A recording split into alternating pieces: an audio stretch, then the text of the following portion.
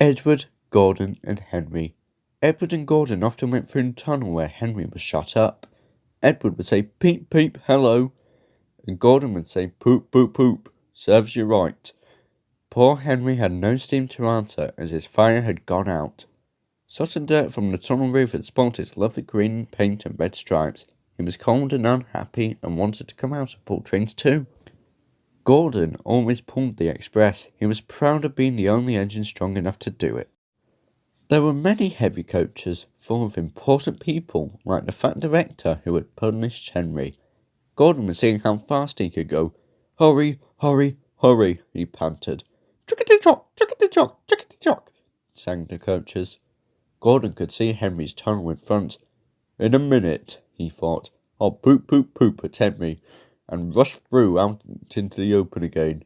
Closer and closer he came. He was almost there when crack! Whoosh! He was in a cloud of steam and going slower and slower. His driver stopped the train. "What has happened to me?" asked Gordon. "I feel so weak."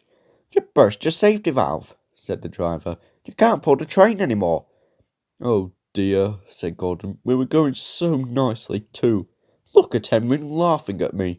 Gordon made a face at Henry and blew smoke at him. Whoosh! Everyone got out and came to see Gordon. "Humph," said the Fat Controller. "I never liked these big engines, always going wrong. Send for another engine at once." While the guard went to find one, they uncoupled Gordon and ran him on a siding out of the way. The only engine left in the sheds was Edward. "I'll come and try," he said. Gordon saw him coming. "That's no use," he said. "Edward can't pull the train."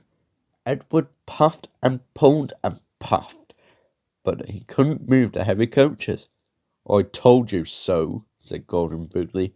"Why not let Henry try?" "Yes," said the Fat Controller, "I will." "Will you help pull this train, Henry?" he said.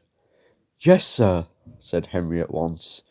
So Gordon's driver and fireman lit his fire, some plate layers broke down the wall and put back the rails, and when he had steam up, Henry puffed out.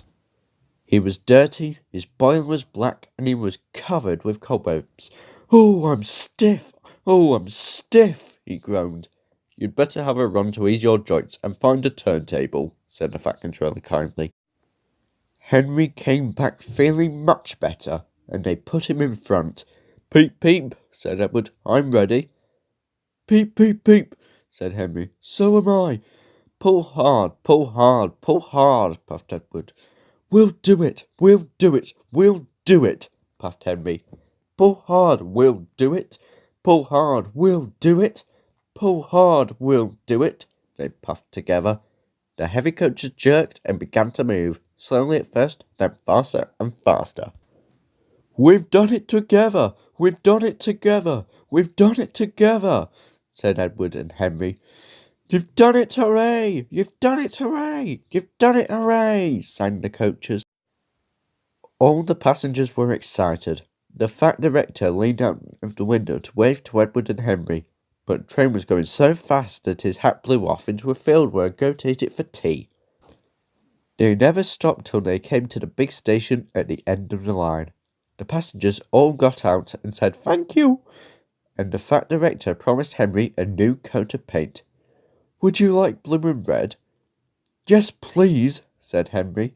"Then I'll be like Edward." Edward and Henry went home quietly, and on their way they helped Gordon back to the sheds. All three engines are now great friends. Henry was pleased when he had his new coat. He is very proud of it, as all good engines are. But he doesn't mind the rain now because he knows that the best way to keep his paint nice is to not run into tunnels, but to ask his driver to run him down when the day's work is over.